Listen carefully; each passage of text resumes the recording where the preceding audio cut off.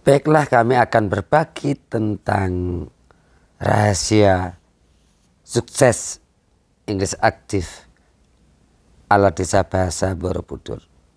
Jadi ada 4 dasar yang harus kita mulai atau kita kerjakan, dan insya Allah 4 hal tersebut tidak begitu sulit, hampir semua orang bisa, karena kami memang mencoba untuk bikin yang sesimpel-simpelnya untuk mahir bahasa Inggris. Pengalaman kami bertahun-tahun dalam mengajar bahasa Inggris, seringnya terjadi bahwa satu, mereka selalu takut untuk mengutarakan. Maka kami mencoba untuk berbagi dengan Anda 4 hal tersebut, yaitu berdoa, berani, menghafal, dan praktek. Berdoa semoga kita mendapatkan ilmu dari Tuhan Yang Maha Esa atau Gusti Allah. Karena walaupun bahasa Inggris tetap itu punya Gusti Allah, bukan punya Michael Jackson. Nah, kalau punya Michael Jackson udah mati berarti tidak akan berkembang. Bukan punya Obama, bukan punya Donald Trump, bukan punya Biden dan lain sebagainya. Tapi tetap bahasa Inggris tetap pemiliknya, yaitu Allah Subhanahu wa Ta'ala. Maka berdoa sangat penting. Nah, untuk itu siapapun yang ingin belajar bahasa Inggris, berdoalah ya dengan bahasa atau dengan kata-kata yang kita mengerti juga boleh. Contohnya, ya Allah, mohon ridhomu, semoga dalam belajar bahasa ini kami mendapatkan ilmu yang mudah, cepat, dan menyenangkan serta barokah. Jika ilmu kita barokah, pasti akan memudahkan kita untuk menguasai bahasa Inggris. Dan Inggris itu akan bermanfaat sekali. Kenapa? Karena berkah itu yang akan bimbing kita untuk menuju ke suksesan atau bejo mulya dunia dan akhirat. Saya rasa untuk menguasai bahasa Inggris, sekali lagi kita ada beberapa hal, yaitu 4 yang paling pokok. 1, berani, berdoa dulu. Yang kedua, berani. Yang ketiga, menghafal. Yang keempat, yaitu praktek. Setelah kita berdoa, kita yaitu berani. Dalam hal berani itu nanti akan kita sampaikan banyak hal. Dan ini sudah kita alami ketika saya waktu itu di Candi Borobudur sebagai anak asongan. Sekali lagi, saya di Borobudur sebagai anak asongan. Saat kecil SMP saya sudah berani ngomong dengan turis asing. Itu hal yang luar biasa bagi pribadi saya. Kenapa? Karena orang-orang yang selalu nekat itu jarang sekali. Maka dalam ini saya akan sampaikan bahwa keberanian itu yang harus kita ungkapkan dulu. Keberanian yang kita timbulkan dulu. Keberanian itulah yang harus kita tanamkan dulu. Ketika kita menguasai banyak hal, kosakatanya bagus, vocabulary-nya juga bagus, tapi keberaniannya tidak ada, nonsen. Semua yang ada di otak kita, semua yang ada di dalam ini akan selalu hilang karena kita takut. Maka keberanian sangat penting sekali kita butuhkan untuk mensupport tentang English Revolution. Berani ada beberapa hal yang akan kita ceritakan, tapi yang jelas Anda tekankan dulu tentang niatnya, bahwa Anda kalau belajar bahasa Inggris harus betul-betul niatkan dulu. Yakinkan dulu bahwa Inggris itu penting sekali untuk dikuasai. Kenapa kita harus menguasai bahasa Inggris? Nah, ini yang harus kita pahamkan. Maka ketika Anda ingin belajar bahasa Inggris yang menyenangkan, berdoa, berani. Nah, berani itu ada berani mencoba, berani salah, berani gagal. Sekali lagi, berani itu ada 3 ya. Berani coba aja.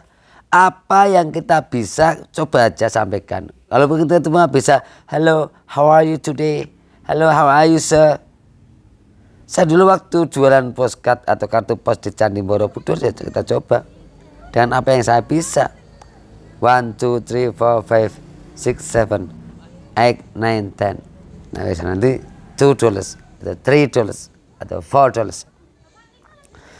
Jadi 10 kartu pos itu kadang-kadang $2, $10, $5, $4, $3 dan lain sebagainya.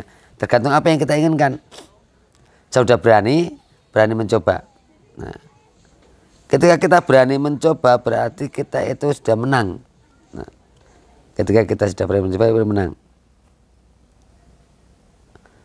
Nah, setelah kita berani mencoba, berani salah dan sebagainya, kita harus menghafal. Nah, untuk menghafal saat ini mohon izin tanya para pendengar, kira-kira Anda itu mudah menghafal, sulit lupanya, atau sulit menghafal, mudah lupanya?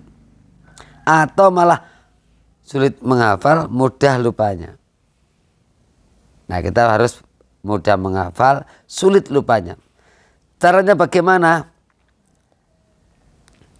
Yaitu cara menghafalnya dengan ketika kita bicara bahasa Indonesia. Sejak kecil kita di lingkungan bahasa Indonesia. Kita nggak pernah kursus bahasa Indonesia. Tapi kenapa kita bisa bahasa Indonesia? Karena habit, kebiasaan. Karena kita listen and repeat, kita mendengarkan dan ulang-ulang. Ada orang ngomong, kita dengerin, kita ucapin. Itu kan cara-cara belajarnya. Maka inti poinnya untuk menghafal itu jangan secara konvensional, tapi menghafal yang sangat mudah sekali, yaitu cara belajar menghafal, yaitu dengan dipraktekkan. Apa? Dipraktekkan. Nah, praktek itu ada beberapa hal. Praktek simpel pengucapan, nanti akan kita sampaikan.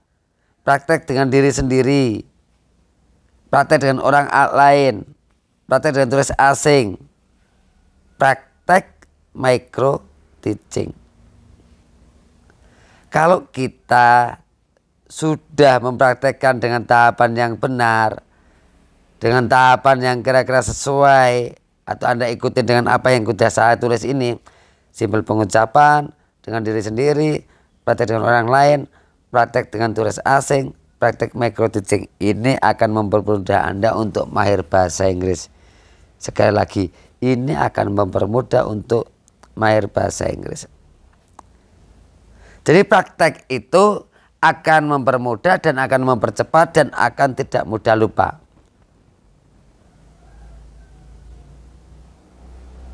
Khususnya belajar bahasa Inggris, khususnya Inggris aktif. Maka ketika Anda menghafal dengan cara konvensional, study, belajar, play, bermain, sit, duduk, read, membaca, go, pergi, ya udah sampai 500 sampai 1000, tahu-tahu nanti akan banyak yang hilang. Sekali lagi, akan banyak yang lupa. Akan banyak yang hilang dan lupa karena dengan konvensional. Maka praktek itu sebagai cara menghafal. Di Desa Bahasa sendiri prakteknya pertama kali mereka praktek dengan mentornya di listen and repeat. Setelah itu praktek dengan patung-patung ya, karena kita punya patung-patung yang ada di Borobudur. Sekali lagi kita punya patung-patung yang ada di Borobudur.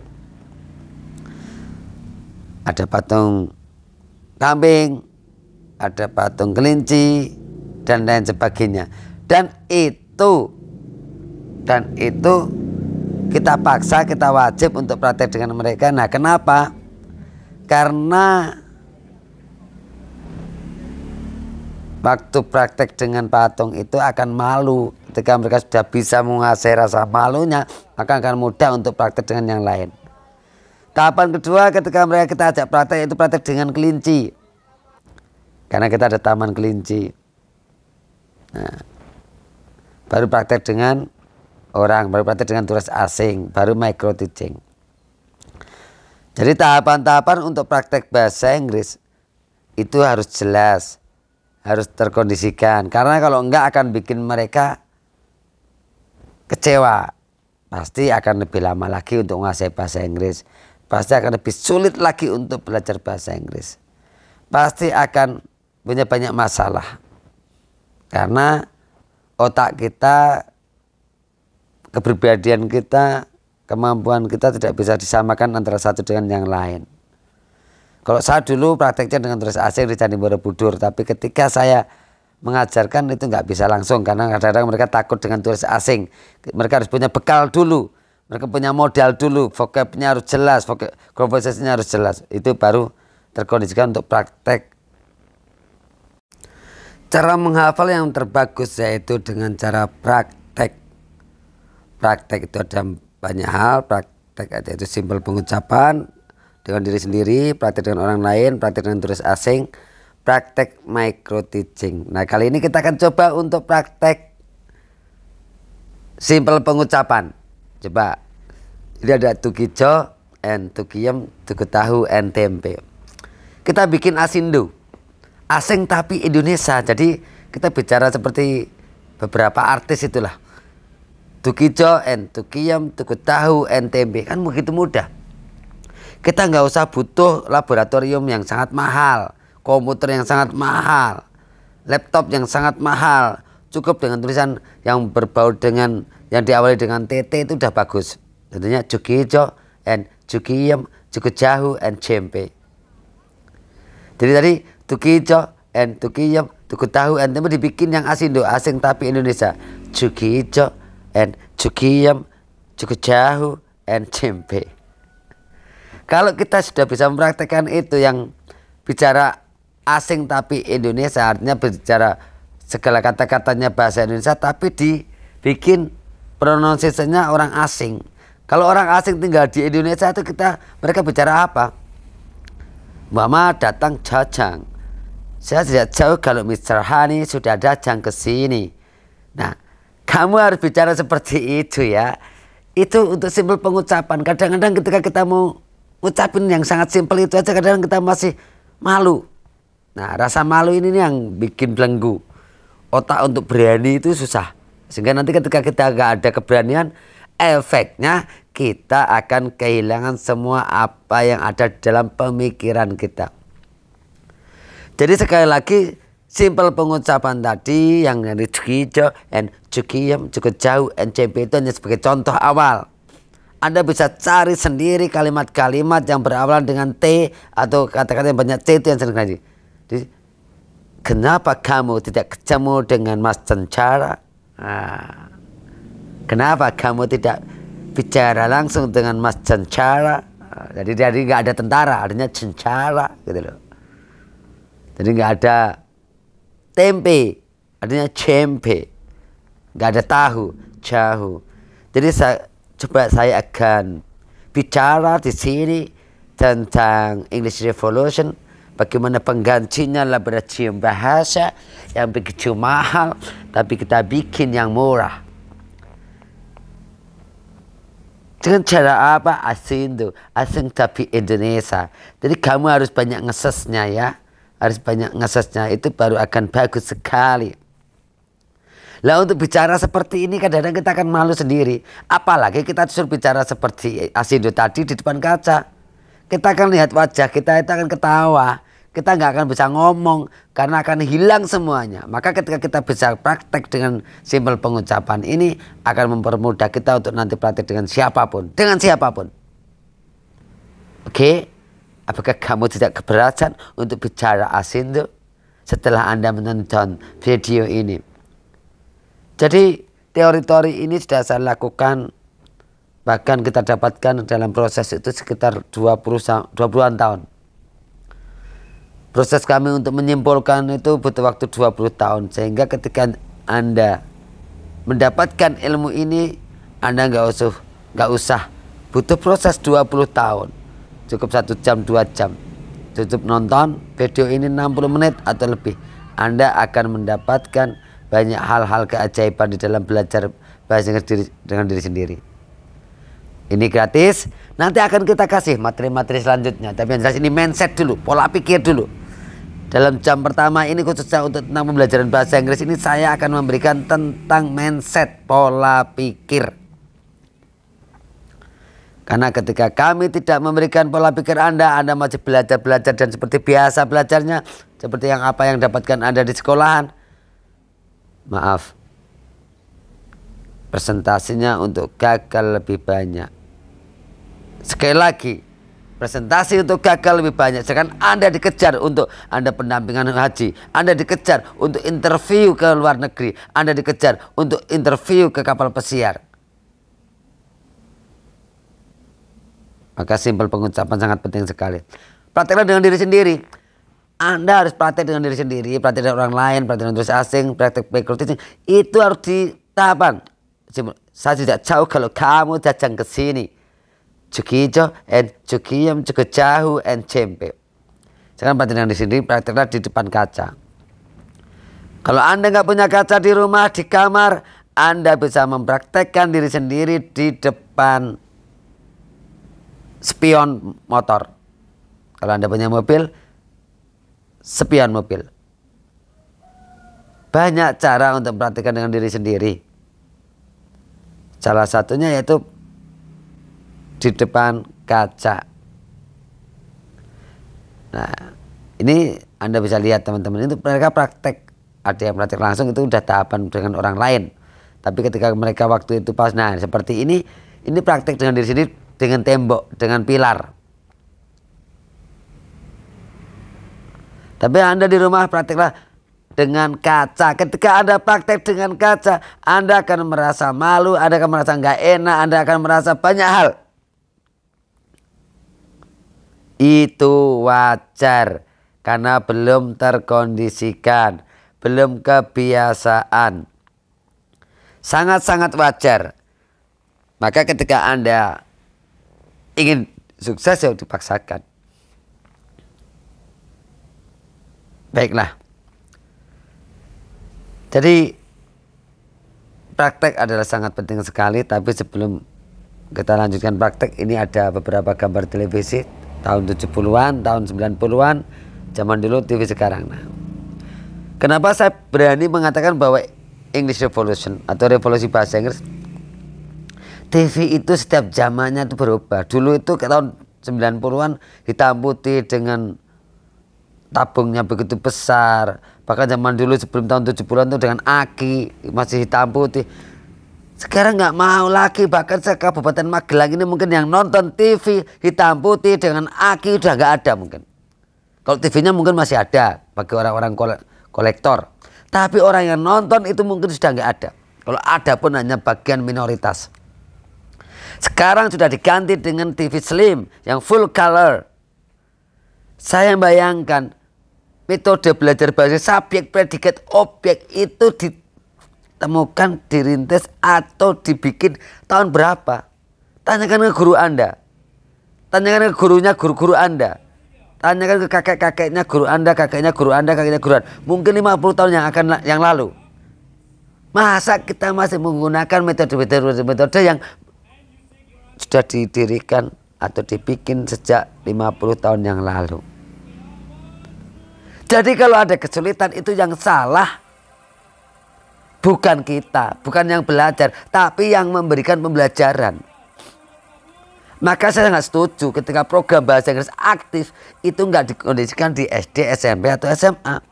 Baru TOEFL itu alia, apa itu kuliah. Saya berharap bahwa ini teman-teman kami, bahwa ketika mencoba untuk praktek ke Candi Borobudur itu gak butuh waktu lama.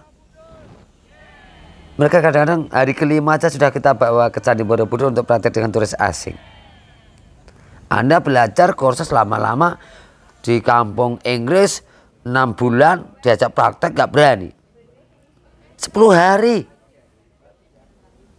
Inilah bedanya English Revolution atau tidak. Maka praktek itu penting sekali. Prakteklah dengan, setelah Anda praktek dengan diri sendiri, maka prakteklah dengan orang lain. Di tempat kami Cascisjus namanya. Jadi ketika Cascisjus itu sangat-sangat kita siapkan kan, dan berkali-kali sehingga mereka mengulang-ulang tapi tidak merasa mengulang. Karena apa? Prakteknya dengan teman. Sampai kita ada namanya prakteknya micro teaching, mengajarkan. Kenapa? Biar mereka terbiasa. Ketika mereka nggak terbiasa, maka akan sulit untuk deliver something in our heart. Jadi banyak cara, dengan game, dengan fun game dan segala macam. Itu juga cara belajar yang menyenangkan. Saya kira Itu sangat penting sekali untuk Anda manfaatkan. Prakteklah dengan diri sendiri atau dengan simpel pengucapan dulu, dengan diri sendiri, dengan orang lain, dengan turis asing, dengan micro teaching. Jika Anda bisa melampaui, bisa melaksanakan, bisa melakukan itu dengan tahapan itu, insya Allah Anda nggak lama akan pintar bahasa Inggris secara aktif. Sekali lagi, Anda akan pintar bicara Inggris secara aktif tanpa banyak waktu, tanpa lama-lama, tapi dengan cukup yang sesingkat-singkatnya. Nggak usah butuh berbulan-bulan, cukup 10 hari. Kalau nggak percaya, datang ke Desa Bahasa. Terima kasih.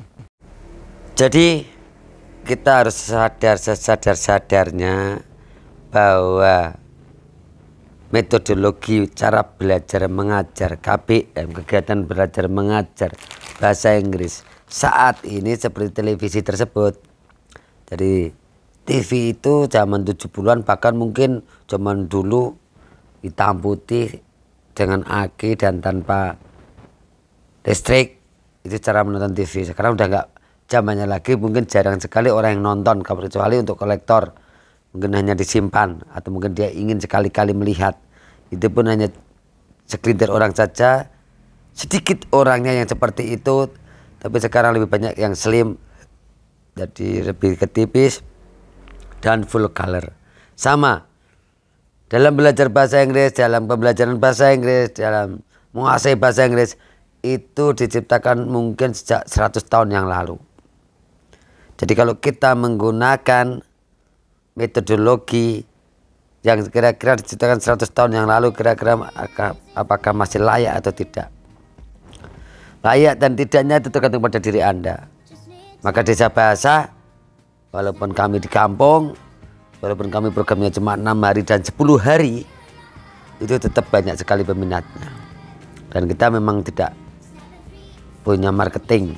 Jadi kita sering ditanya sama para kepala sekolah, para orang-orang yang berkepentingan, Pak Hani atau Bapak Mister Hani, kenapa selama ini kita nggak tahu kalau kita ada seperti ini? Loh, Bapak sudah tahu kan, udah kesini. Nggak, maksud saya baru tahu. Kalau saya tahunya dari kemarin-kemarin, mungkin saya udah bawa ke sini anak-anak. Dan alhamdulillah walaupun tanpa marketing door to door, kita tetap banyak yang minat, banyak peserta, karena kita punya cara tersendiri, kita punya percepatan, kita punya cara mudah menguasai bahasa Inggris dengan English Revolution ini. Dan sekali lagi saya sampaikan kepada Anda bahwa TV pun ada perubahan.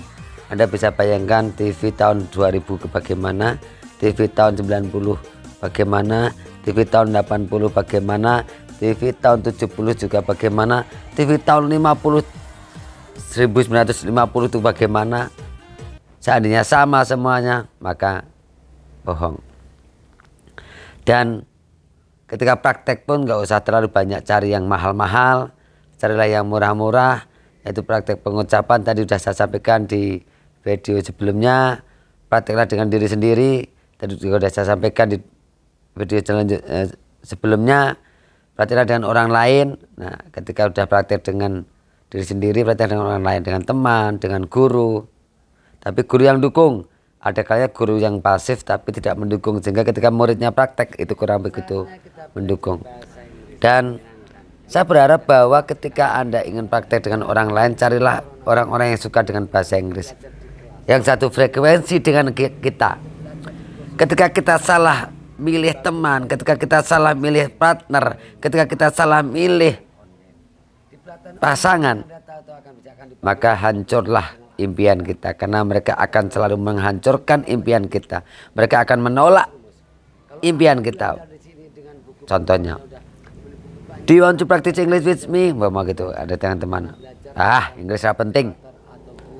Udahlah, bahasa Indonesia aja lah, nggak usah sok-sokan. Bahasa-bahasa seperti itu bagi mereka enjoy, bagi kita yang menerima kadang-kadang jadi down. Maka ketika kita salah cari partner, salah cari pasangan, salah cari untuk conversation, ya itulah nanti kehancuran yang akan terjadi pada diri kita. Tapi bagi kita yang ingin menguasai bahasa Inggris, dan cari partner, cari pasangan yang sesuai dengan apa yang kita inginkan, maka itu akan terdukung, maka itu akan menambah kesuksesan kita. Maka ketika kita praktek dengan orang lain, ingat, jangan asal praktek. Bahkan dengan guru bahasa Inggris pun kadang-kadang kita pasti akan banyak kecewanya. Kenapa? Kadang mereka karena tidak aktif, pasif. Ketika diajak untuk praktek bahasa Inggris dengan kita, mereka akan menjawab dengan cara mereka.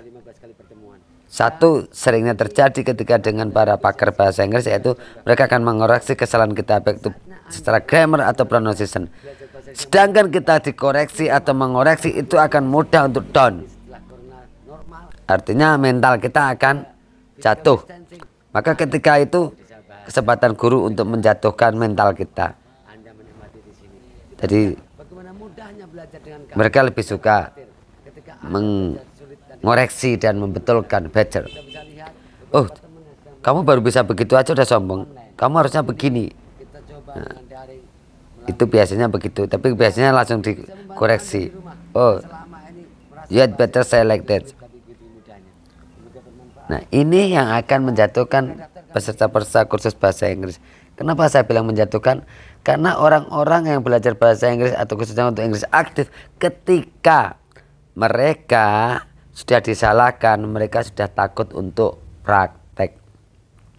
Maka sekali lagi saya harapkan ketika Anda praktek dengan orang lain, Anda harus betul-betul menguasai atau tahu diri, tahu betul siapa yang akan diajak praktek. Selanjutnya ketika praktek dengan turis asing, itu jangan asal tembak. Anda datang ke Bali, Anda datang ke Jogja.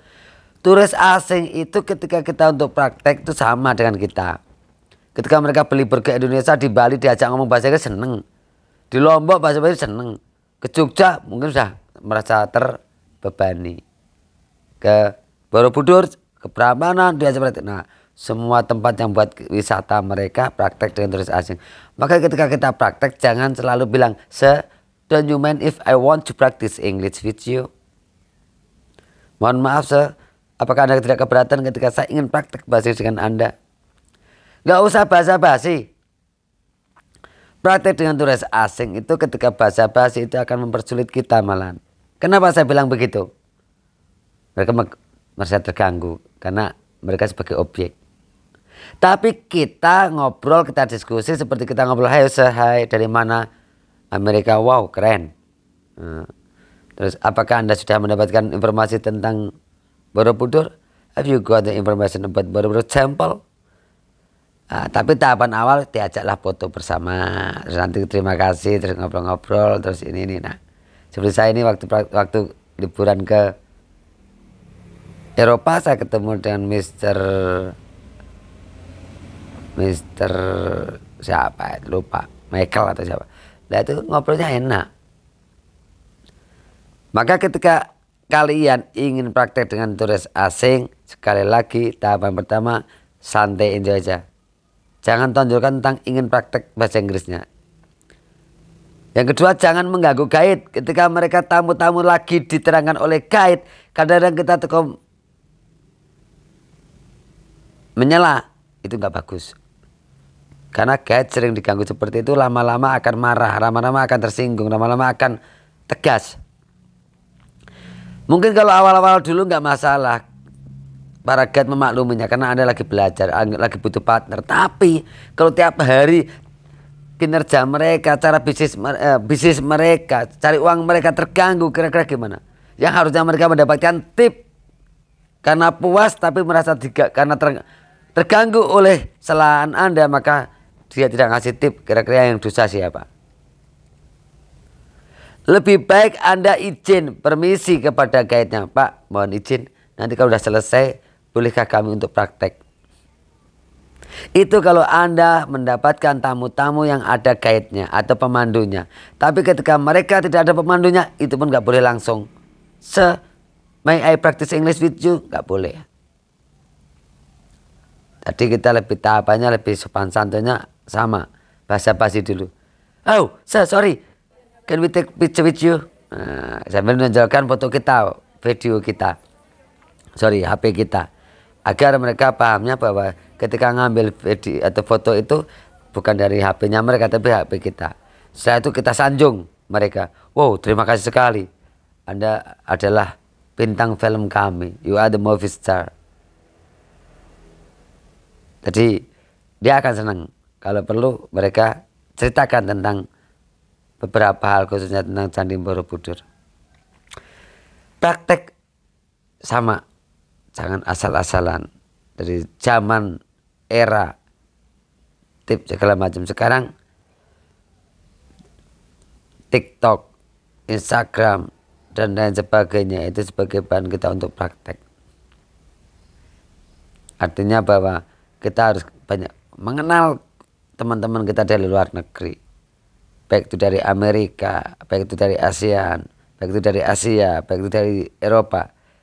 Kita kenal mereka lewat media sosial, kita ajak ngomong dengan bahasa Inggris. Jangan selalu transitnya kalau memang betul-betul sudah mentok tidak tahu, tapi kalau masih tahu, usahakan bahwa kita biasa untuk menulis dan menerima membaca dengan bahasa Inggris. Agar apa? Itu sebagai habit kita. Kalau sudah habit kita, itu akan mudah untuk menguasai bahasa Inggris. Jadi pada pertemuan ini saya sampaikan ada dua hal. Satu tentang masalah bahwa yang menciptakan metode bahasa Inggris itu sudah sejak 50, mungkin 100 tahun, bahkan 200 tahun yang lalu. Kita butuh penyegaran, kita butuh upgrade. Kalau tidak, maka akan sulit sekali untuk dikuasai. Kalau kita sudah upgrade, kita sudah tahu caranya yang milenial, yang slim, maka Inggris itu begitu menyenangkan. Inggris itu begitu cepatnya untuk dikuasai. Inggris itu nggak butuh waktu lama. Saya kira itu yang harus kita pahamkan. Nanti akan ketemu lagi, kita bahas bab lain tentang kenapa kita sering takut dengan kesalahan kita. Kenapa kita sering merasa tidak pede, self confident ketika ada orang-orang lain di sekitar kita. Itu permasalahan yang akan kita bicarakan selanjutnya. Oke, saatnya kita harus selalu self confident, percaya diri, selalu powerful. Nah, kita sering merasa tidak percaya diri, kita merasa takut disalahkan, merasa kita tidak mau disalahkan, walaupun kita sebenarnya memang tidak mau. Tapi pada dasarnya bahwa perbedaan-perbedaan ini yang akan membawa Anda untuk nanti bisa lebih confident. Jadi perbedaan different of English, berbeda bahasa Inggris itu ada banyak hal. Inward dalam kata. Di British itu beda antara American. Petrol and gas. Liburan dalam bahasa Inggrisnya holiday tadi kan. Ada yang vacation kalau American.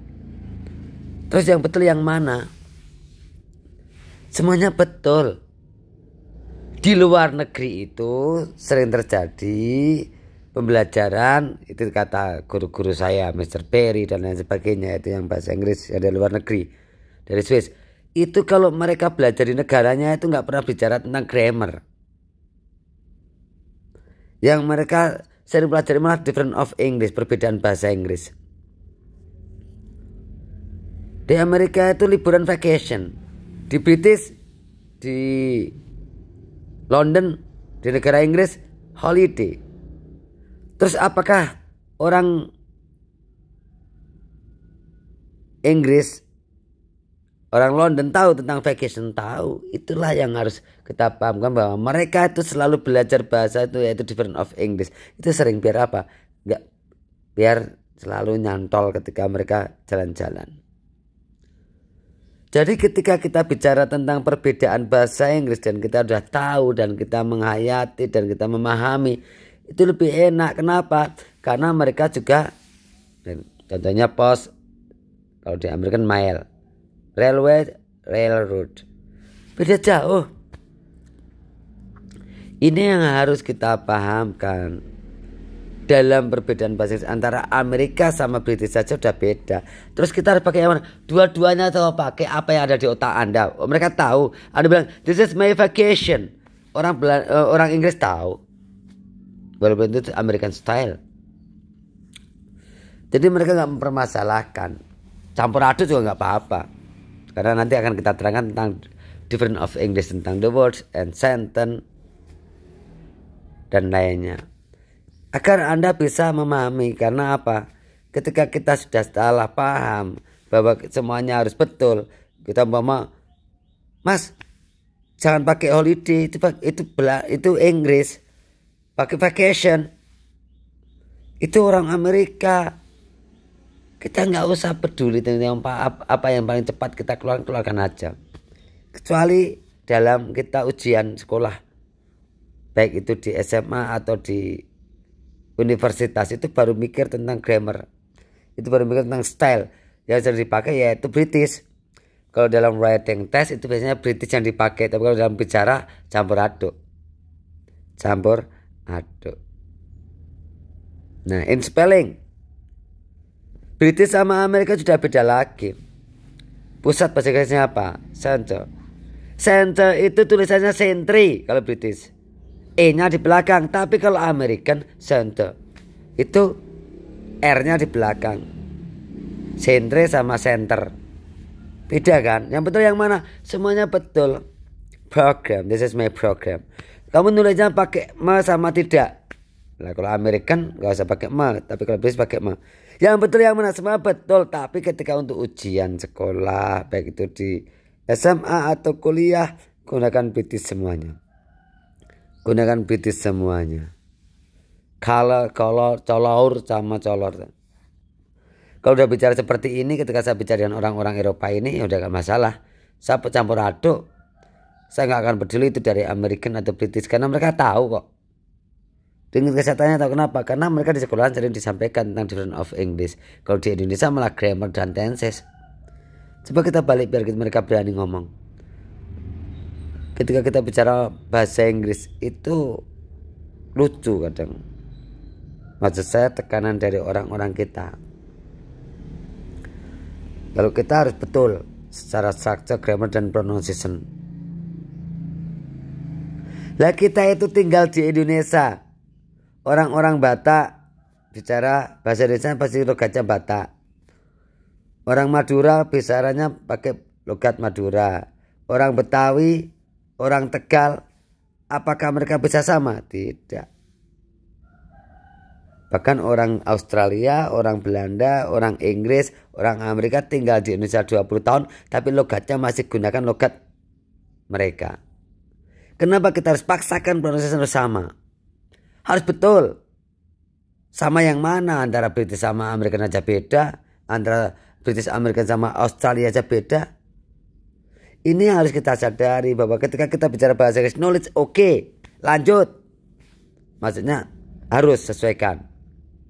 Kalau Anda jadi presiden pidato, oke, lanjut. Kalau Anda jadi menteri pidato bahasa Inggris, lanjut dengan grammar dan yang betul, pronunciation yang bagus. Khususnya stylenya British atau American atau Australian.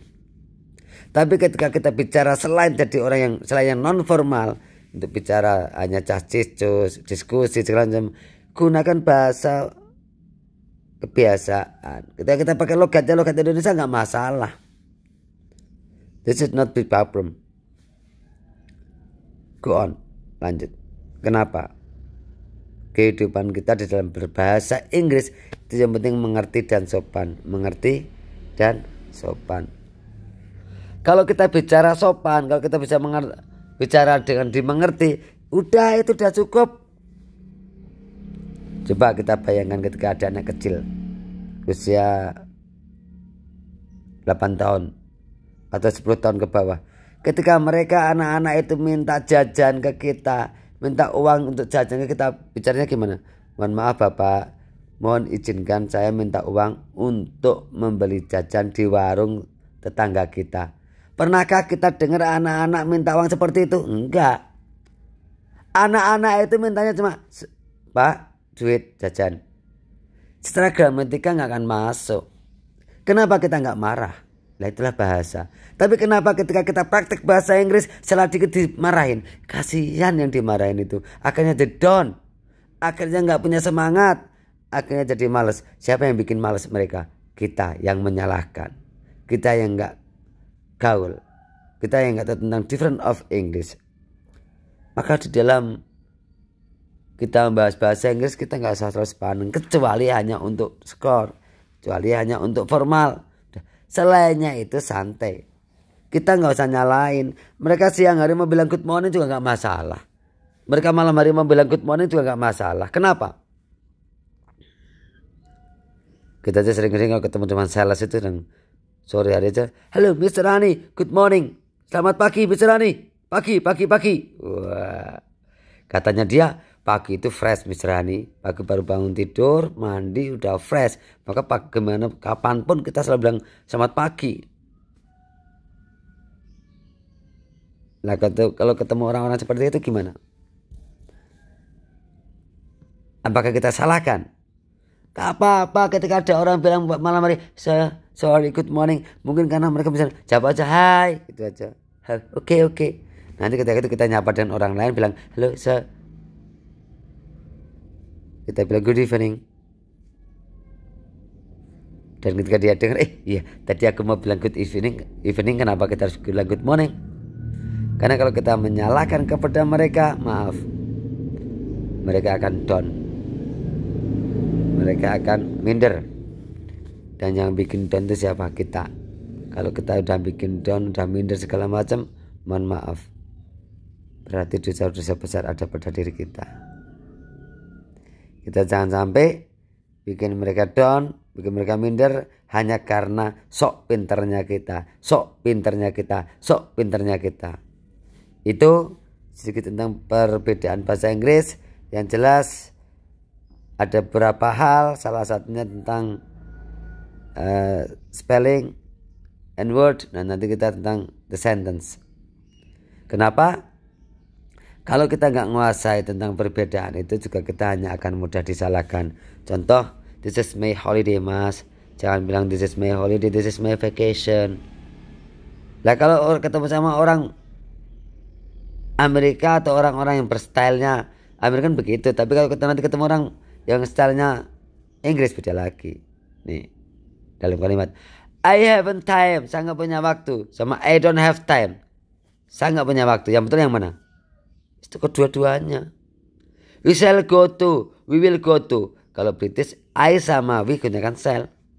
I shall go to Jakarta, we will go to Jakarta, I will go to Jakarta. Yang betul yang mana? Semuanya betul. Have you sama do you have. Yang betul yang mana? Dua-duanya. Kalau kita hanya ambil salah satu saja, artinya bahwa kita berkiblat pada bahasa Inggris yang salah. Karena bahasa Inggris sebagai bahasa internasional. Nah, bahkan kita tahu kan di Singapura sampai disebut tentang Singlish, Singapore English. Oh, no lah. Oh, it's expensive lah. Kenapa kita nggak protes? Di negara Singapura menggunakan Singlish seperti itu. Singapura lebih cerdas. Karena bahasa itu yang penting mengerti dan sopan. Mari kita di Indonesia juga begitu. Jangan dipersulit. Jangan bikin sempurna. Berani ngomong dulu. Berani bicara dulu, baru nanti sempurnanya. Grammarnya dibetulkan. Pronunciasinya dibetulkan, tapi belum berani ngomong, sudah dibetulkan, sudah disalahkan. Kapan mereka akan ngomong? Takut. Coba kamu kalau ketemu orang-orang Filipina, bahasa mereka bagaimana? Sekarang Filipina menguasai tenaga kerja. Di Arab Saudi itu banyak Filipina. Di Eropa banyak Filipina. Di Singapura banyak Filipina. Kenapa? Karena mereka bahasanya pinter, bisa dimengerti dan sopan. Walaupun nggak sebagus apa yang mereka inginkan, nggak sempurna apa yang mereka inginkan. Karena yang jelas mereka seperti mengerti dan sopan, itu pegangannya. Ketika kita bicara bahasa Inggris dan pengennya dimengerti dan sopan, sudah selesai. Tapi ketika Anda ingin bicara bahasa dengan pronunciation yang bagus, ucapan yang bagus, dengan structure, dengan grammar yang bagus, yang benar, yang betul-betul sesuai dengan standarisasi, maaf, Anda pergilah ke Inggris, Anda pergilah ke Amerika. Bagaimana ketika mereka berbicara? Apakah dengan tenses? Apakah dengan grammar? Tidak begitu, 100% tidak. Malah lucu katanya. Barang hal lucu, kenapa kita harus dipertanggungjawabkan secara mati-matian? Mari kita belajar dengan berani dulu, baru kita sempurnakan setelah kita berani bicara. Karena ketika kita di lingkungan yang benar, maka kita akan juga ikut benar. Tapi ketika kita di lingkungan yang pecundang, maka kita juga akan jadi seorang pecundang. Intinya bahwa perbedaan bahasa Inggris jangan dipermasalahkan, tapi bikin yang menyenangkan. Tentang tenses dan pronunciation jangan bikin masalah. Karena kita orang Indonesia, maka kita Inggrisnya Indonesia. Kalau orang Tegal, silakan bicara bahasa Inggris dengan logatnya Tegal. Ketika orang Madura, silakan gunakan bahasa Inggris dengan logatnya Madura. Kenapa saya sarankan seperti itu? Pertama, poin kita untuk bicara bahasa Inggris yaitu berani dulu. Berani dulu. Jangan sempurna dulu, tapi berani dulu. Jadi bicara bahasa Inggris itu tidak mudah dan tidak susah. Dan dibalik, tidak susah dan tidak mudah. Take it easy. Semua anggaplah mudah. Take it simple. Anggaplah simple. Take it fast. Cepat. Kenapa? Karena kita tidak terbelenggu oleh aturan-aturan yang tidak baku, khususnya untuk English conversation. Atau kita terbelenggu karena tenses dan grammar dan pronunciation yang harus sesuai dengan keinginan mereka, bahwa kita harus bisa pronunciation antara Inggris atau American atau Australia. Itu hanya akan mempersulit dan memperlama kita untuk menguasai bahasa Inggris. Ingat, different of English dalam kalimat I haven't time, I don't have time. We shall go to, we will go to. Di Amerika semua I, you, we, they, he, she, it pakai will. Jadi tidak ada salahnya. Sekali lagi, tidak ada salahnya. Tapi kalau British, I sama we pakai shall. Mana yang betul? Yang betul yang bisa kita ungkapkan, yang bisa kita deliverkan. Karena ketika kita ingin bicara bahasa Inggris tapi mikirin grammar, maka nggak akan pernah bicara. Ketika kita ingin bicara bahasa Inggris tapi harus pronunciation yang bagus, yang benar, maka itu hanya akan menghambat kita untuk bicara bahasa Inggris. Saya kira itu tentang different of English. Semoga bermanfaat dan sukses selalu. Oke. Kali ini saya akan berbagi tentang program-program yang ada di Desa Bahasa, khususnya tentang program bahasa Inggris, English Revolution, mudah, cepat, dan menyenangkan. Biasanya hari pertama yaitu kita ajak mereka untuk setengah hari belajar bahasa Inggris, setengah hari wisata. Ini khusus untuk program yang 6 hari. Tapi kalau untuk super intensif belajar bahasa Inggrisnya ada di 10 hari. Kenapa? Karena untuk yang hari pertama, yang 6 hari ini biasanya belajar wisata, sehingga waktu untuk belajarnya sangat sedikit. Tapi untuk menyenangkan ada di program 6 hari. Pertama, belajar bahasa Inggris setengah hari, setelah itu nanti wisata, outbound, fun game, tour the village. Itu yang diterapkan di hari pertama. Dan mata pelajaran mereka yaitu lebih ke simple, baik itu anak-anak atau dewasa sama. Artinya kita pertama I, saya, you, anda, we, kita, they, mereka, you, dia laki-laki, si, dia perempuan. Dari pronoun itu kita ungkapkan dengan bahasa moving hands. I, my, me, saya, you, your, you, anda, we, our, us, kita, they, their, them, mereka, he, his, him, dia laki-laki, she, her, dia perempuan. Itu hari pertama biasanya pronoun, jel, fun game, memories of 16 tenses, menghafal 16 tenses. Nah, itu untuk hari yang pertama. Maka di program Desa Bahasa ini sangat akselerasi, percepatan itu tidak butuh waktu lama. Tapi rata-rata untuk menguasai bahasa 10 hari. Nanti akan mudah untuk menguasai TOEFL, untuk mengerjakan TOEFL. Tapi ketika kita datang ke tempat Anda, ke kantor Anda, itu beda lagi karena auranya udah beda. Maka pembelajaran yang terbagus yaitu bisa datang ke Desa Bahasa. Karena fasilitas infrastruktur sudah mendukung dengan konsep pola metodologi yang diajarkan. Ini bedanya antara tempat kami dengan tempat yang lain. Jelas tempatnya sangat nyaman. Kita setting dengan konsep infrastruktur resort atau hotel bintang. Jadi kita nggak ada seperti bayangan Anda. Kita belajar di kelas, kita belajar kayak seperti yang umumnya di kelas-kelas itu bukan. Tapi kita lebih ke semi outdoor. Karena untuk bisa membahagiakan teman-teman peserta belajar bahasa Inggris ya harus beda. Baik secara infrastruktur, metodologi, dan servis. Pelayanan kami jelas ketika yang 6 hari atau yang 10 hari maka sudah kita siapkan agar waktu mereka tidak begitu banyak terbuang. Jadi waktunya betul-betul super intensif untuk belajar.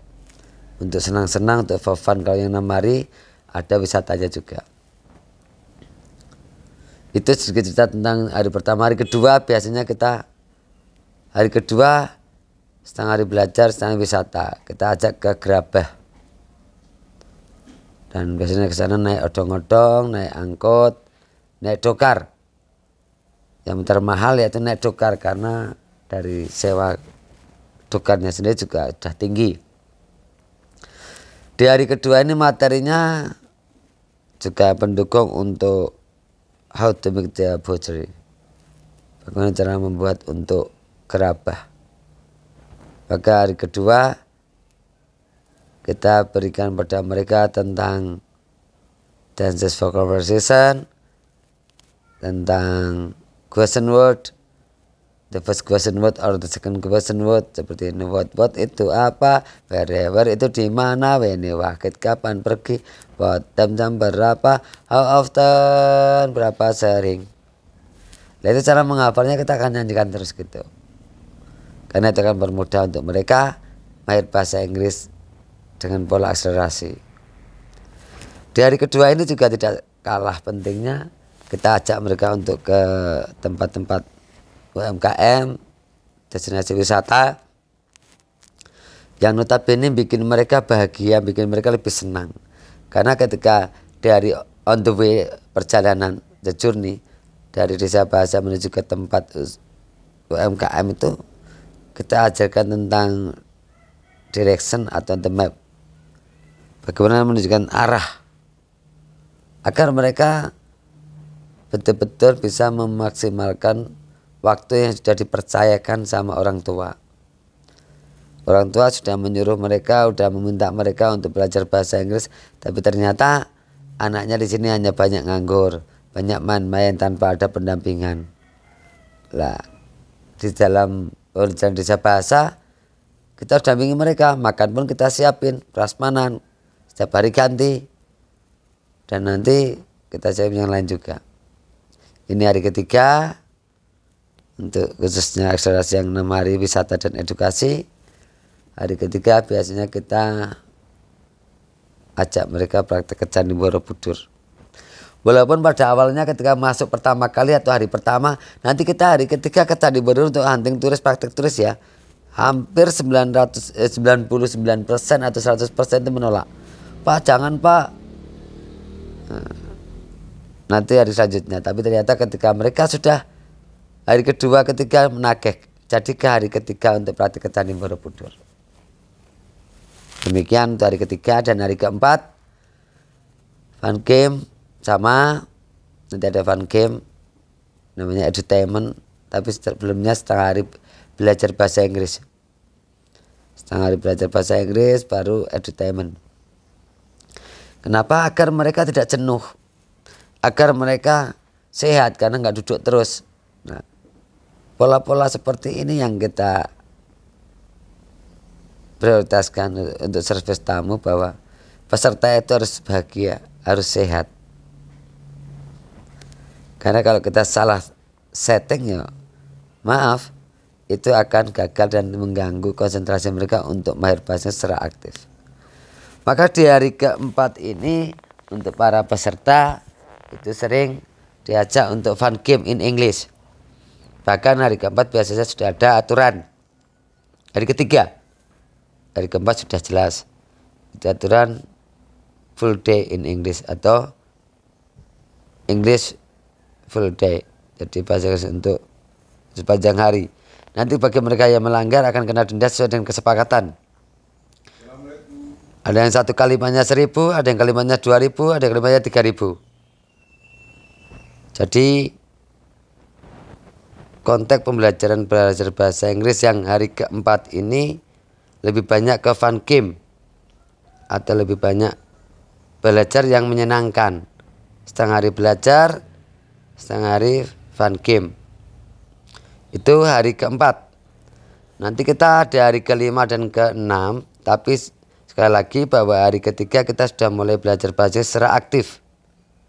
Sekali lagi, hari ketiga kita sudah belajar bahasa Inggris secara aktif. Ditambah lagi hari keempat.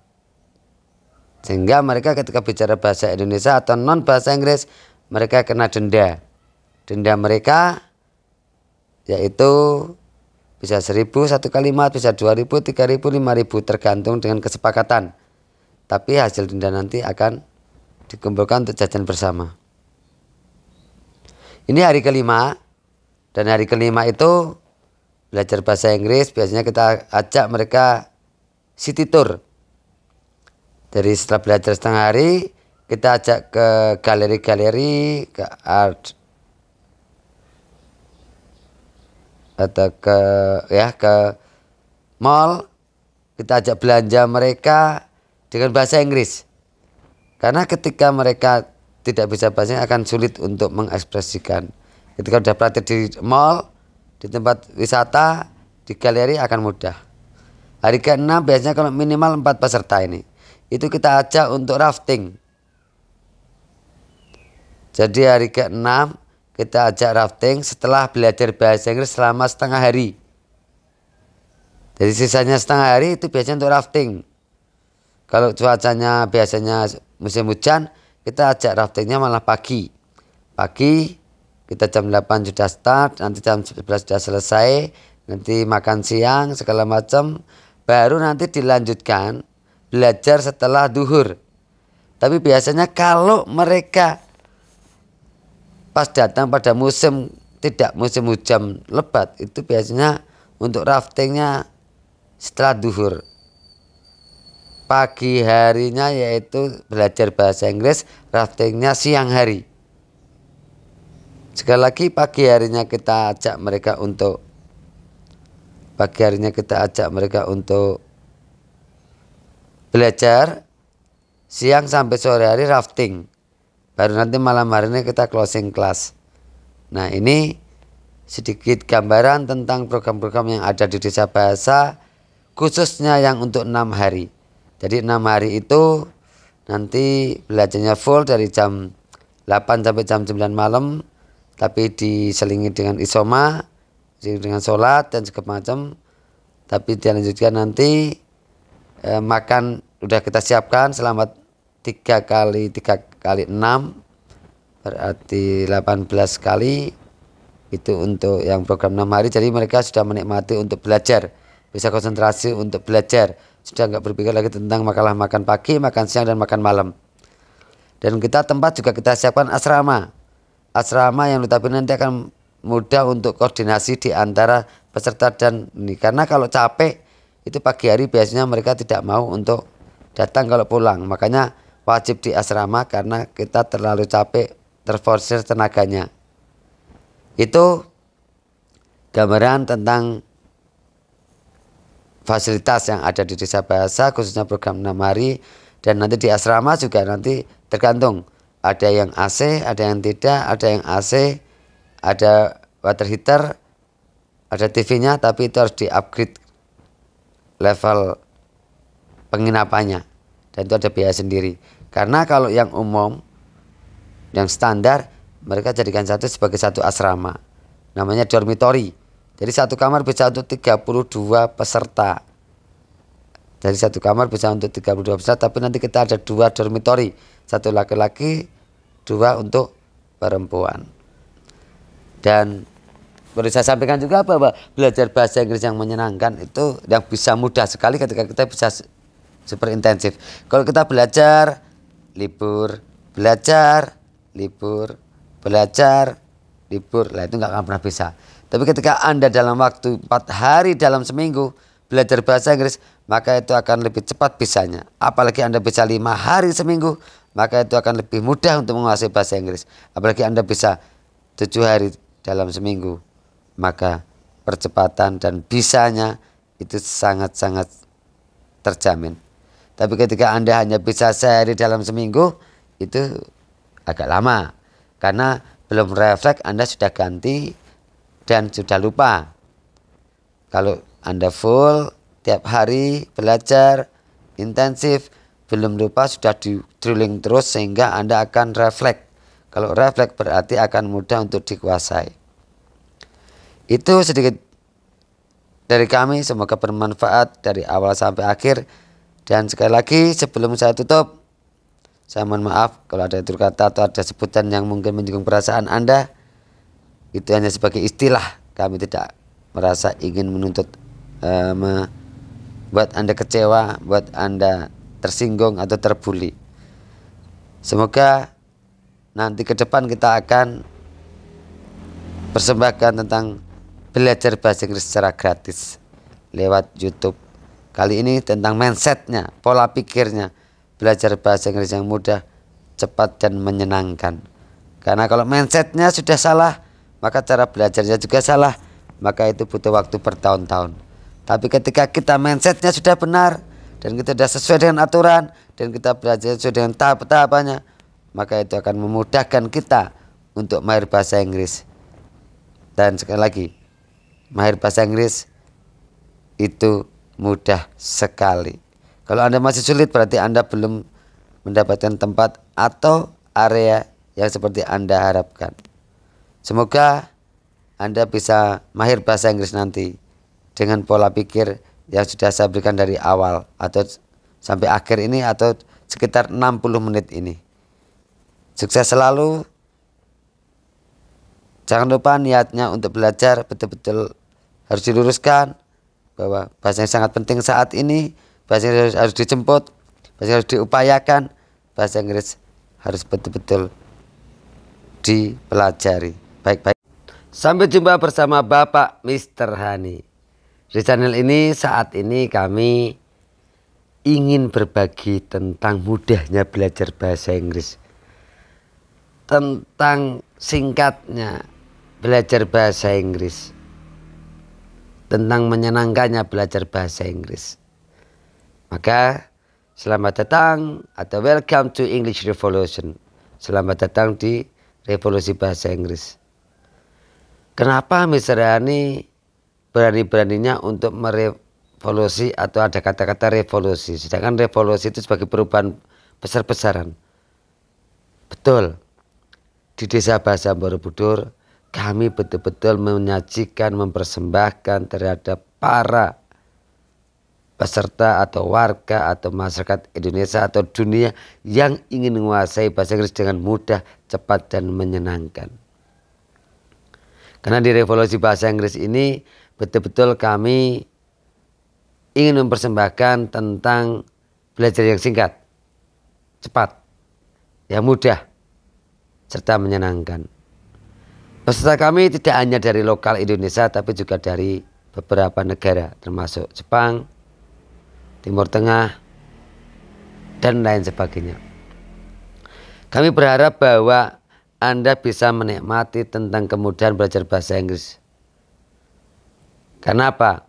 Karena kita tidak boleh belajar bahasa Inggris yang susah. Kita sadar bahwa sejak kita belajar dari SMP, SMA, bahkan kuliah, kita belum puas dengan bahasa Inggris kita. Kenapa? Karena bahasa Inggris kita yaitu bahasa Inggris yang pasif. Ketika Anda mendapatkan skor bahasa Inggris yang lumayan bagus, artinya 8, 9, bahkan 10, tapi Anda masih punya perasaan atau mungkin masih belum puas karena belum aktif. It's so hard to deliver something in your heart. Sangat sulit untuk mengutarakan, to speak up, untuk bicara. Bahkan TOEFL Anda sudah 350, 550. Itu ketika untuk bicara bahasa Inggris secara aktif itu masih belum pede, belum self confident. Dan itu tidak salah karena Anda memang lagi belajar bahasa Inggris yang strukturnya, yang grammarnya, yang tensesnya, sehingga itu hanya untuk mentargetkan tenses. Maka ketika kita sejak SD bahkan SMP, SMA, kuliah belum puas untuk bahasa interaktif communication, nah itu ada yang salah, ada yang kurang. Maka Desa Bahasa mempersembahkan tentang pola belajar yang menyenangkan. Sekali lagi, dalam belajar kami tidak ada whiteboard and blackboard, nggak ada papan tulis. Kenapa saya sampaikan pada saat ini bahwa di belajar kami tidak ada papan tulis, bahwa kami ingin bahwa tentang belajar bahasa Inggris English Revolution ini atau revolusi bahasa Inggris ala Desa Bahasa Borobudur ini betul-betul mereka puas tentang keaktifan bahasa Inggris yang selama ini terkendala Anda bertahun-tahun. Itu beberapa hal yang perlu saya sampaikan tentang English Revolution, bahwa kita real selama bertahun-tahun belajar bahasa Inggris, bahkan sejak SD atau mungkin sejak SMP, tapi masih belum puas tentang bahasa Inggris yang ada pada diri kita. Maka di video ini kami akan kupas tuntas semua hal tentang bahasa Inggris, khususnya ala Desa Bahasa, agar para pendengar selama ini yang sudah stres, yang sudah pusing, yang sudah buang uang banyak, yang sudah ke kampung Inggris tempat lain masih belum puas, maka ini sebagai solusinya. Sekali lagi, di Desa Bahasa itu programnya 6 hari dan 10 hari. Bahkan untuk program anak-anak sekolah itu hanya 1 hari, dari pagi sampai sore. Tapi rata-rata mereka mengambil yang 6 hari dan 10 hari. Itu tergantung pada kemampuan waktunya. Karena dalam waktu 10 hari itu sebagai ringkasan atau akselerasi percepatan yang harusnya ditempuh 1,5 tahun, bahkan 2 tahun, bahkan 3 tahun, bahkan 6 bulan di tempat yang lain, di tempat yang sangat-sangat eksklusif, tapi tempat kami hanya 10 hari. Kita bahkan ada jaminan gratis mengulang bagi yang tidak puas. Bukan lulus tidaknya, tapi tidak puas. Tidak puas itu ada pada diri kita. Kalau diri kita merasa tidak puas dengan hasil yang selama ini 10 hari, maka bisa mengulang seumur hidup, mengulang sekali, 2 kali, 3 kali, 4 kali, 5 kali, 6 kali. Nah, kami berani memberikan jaminan gratis ini biar Anda tidak kecewa adanya English Revolution.